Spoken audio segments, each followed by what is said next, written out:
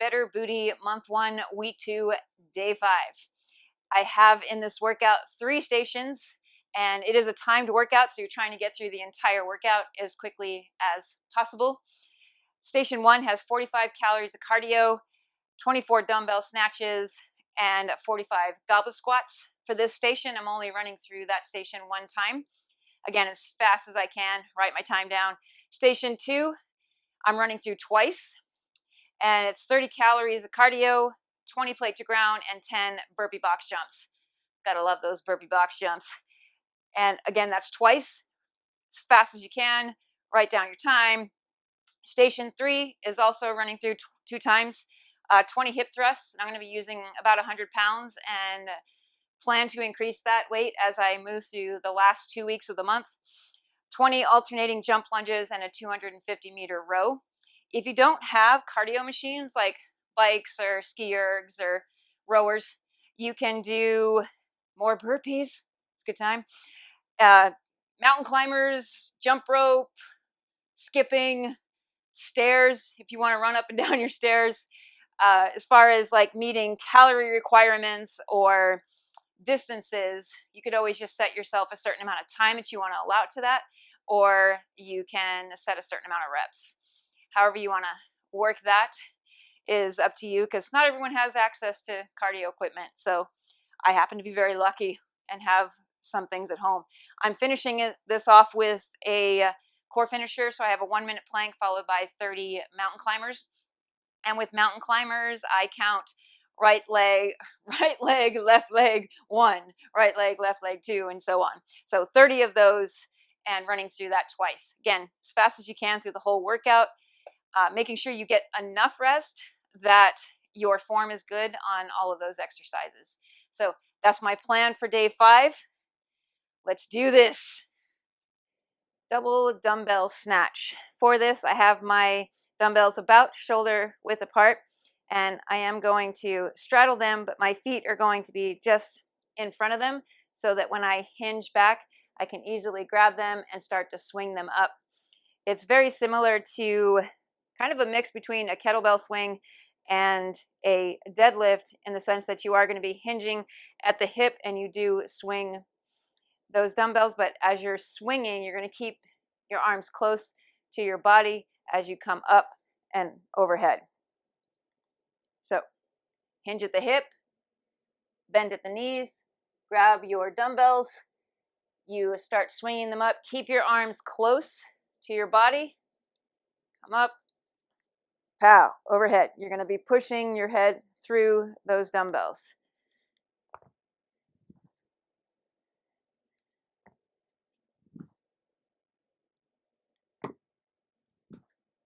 Like so. Show you from the side. Dumbbells about shoulder width apart. Straddle in front of them. Bend at the hip. Pow.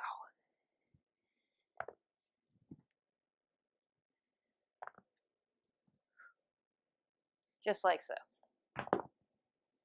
Goblet squats. For goblet squats, you can use kettlebells, you can use dumbbells, whichever you prefer. So you take your kettlebell, and my feet are about shoulder width apart, and you're going to squat down, spreading your knees out as you come down, and you want to try to go as low as you can and still maintain your balance. You don't want to be too far forward or too far back. The weight is in your heels. So squat down, come back up, down and up. Show you from the side. Down and up. Squeeze your booty as you come up. Down and up. Like so. Squeeze. If you can't go down that far, just go as low as you can. You want to make sure that when you are down there, that you're not too far forward and you're not too far back. Just straight down. Weight in your heels. Push yourself up. Squeeze your booty. Same thing if you're using a dumbbell. How you hold your dumbbell. You want to like cradle it in your hands. Same thing. Come down as low as you can. Come back up. Squeeze your booty. And that's the goblet squat. Plate to ground. So basically you have a weight plate. This one's 25 pounds, but you can go lighter or heavier depending on what you can handle. And it's very much just like squatting down with the weight and doing an overhead press.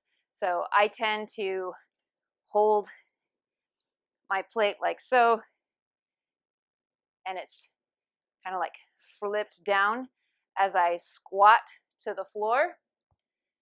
When your plate hits the floor, you're gonna come back up, and as I'm coming back up, my arms stay pretty straight. When I start to lock out, I'm gonna be turning my plate and coming up overhead, popping my head through. So the whole motion, whoosh. And then you just reverse that on the way down, up overhead, to the ground. Notice I am squatting, I'm not hinging.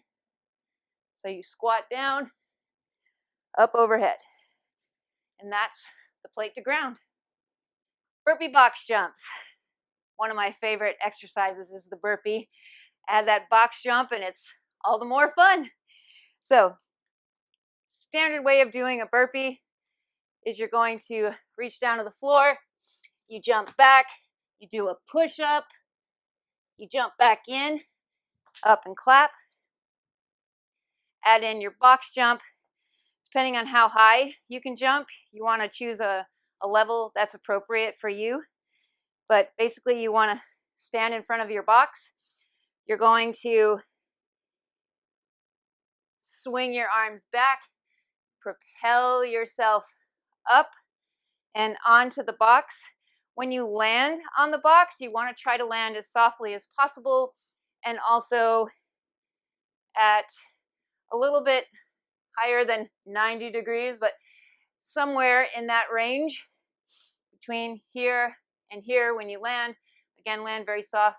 When you're ready to do the next one, gently step off your box, do your burpee, and jump onto the box. So I'll show you the whole thing. Do your push-up, jump back in, do your clap, and jump on your box. Step down, do the next one. That's the burpee box jump. If you want to modify that in any way, like your burpees, you can come down to the floor and just step back. You can do the push-up from your knees. Lots of ways to modify burpees that works for you. If getting all the way to the floor is too difficult, you can use your box itself and step back, do your push-up off the box or not, step in, and then do your jump. It's entirely up to you how you want to do that. There's lots of ways to modify this particular exercise. Hip thrusts, one of my favorite exercises, right up there with burpees. Love these suckers. A couple of things about hip thrusts. If you're using any kind of heavy weight at all, you probably want a pad on your bar to make it more comfortable for you and to protect your hips. You want to make sure that your bar is evenly distributed over your lap and your hips so that you're not off kilter when you are doing your thrusts. So evenly distributed, get a pad. You are going to bring your feet in and walk yourself up. If your bench is high like mine, you might have to walk yourself up a bit. You want your shins to be perpendicular with the floor. Your shoulder blades are on your bench. When you come to full extension, you want to squeeze your booty and hold for a second before you come back down. When you are moving up and down, it's not like a swinging motion. Imagine you're moving from the sternum down. So you come down, come up, lock it out, hold for a second, come back down, up, hold for a second.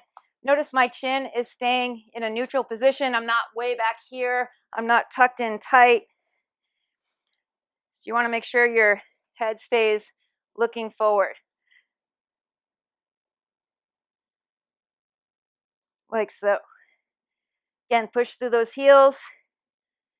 Squeeze that booty as you come up. And that is the hip thrust. As far as squeezing your booty when you come up, you're kind of already going to be doing that anyway to get that full extension. So that is the hip thrust.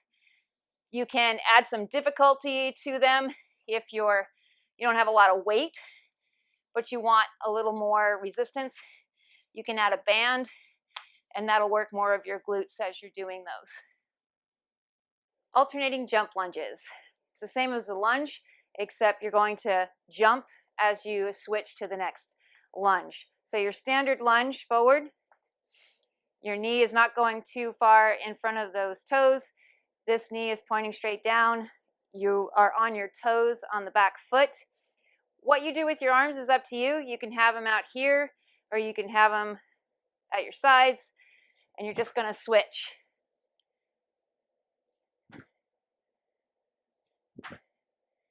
Notice my heel is still up in the back. I'll do it from the side for you.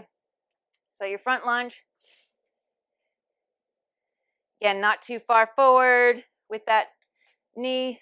I'm on my toe in the back, and you're just going to jump and switch.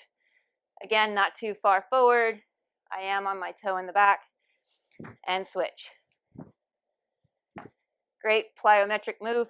Like I said, what you do with your hands is up to you. You can have them like this,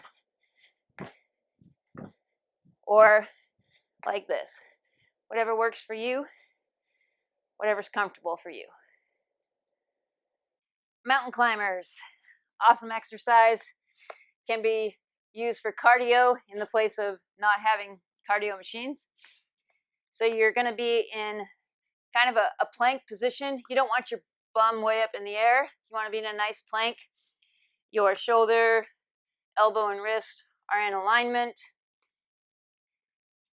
And you're going to bring your knee to your elbows, right down the center, like so. Again, don't have your butt way up in the air, as some tend to do.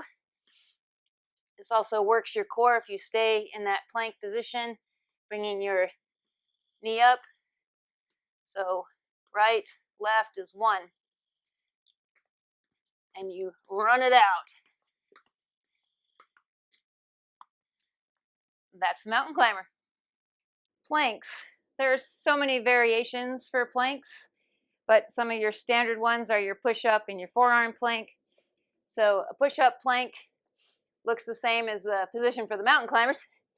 You're in that plank position.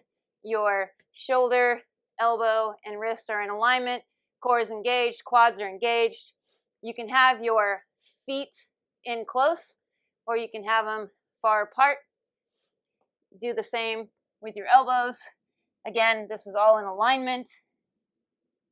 Some people have their hands together. Some keep them out to the side. Have your booty nice and even, planking position. You don't want your bum way up in the air. You want a nice plank. You can have your feet out wide for this. You can have them in close. There's also military planks where you're in a push-up plank position and you come down to an elbow and then back to your push-up position, down to an elbow, back to a push-up position. Side planks. There's planks where you do like a sawing motion. So you're in like an elbow plank and you act like you're a saw. So all kinds of fun that you can have with planks.